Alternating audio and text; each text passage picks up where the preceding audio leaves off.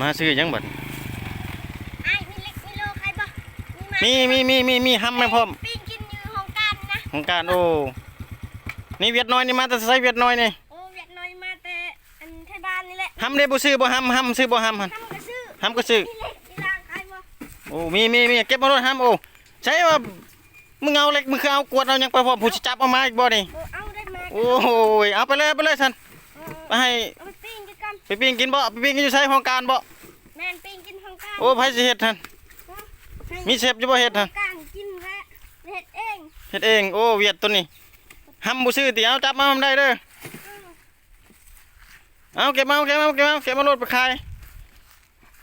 เอาเมื่อมึงเวียดบ่นี่เมื่อกันเมื่อมึงเวียดบ่โอ้เอาโอเคเอาโชคดีเด้อ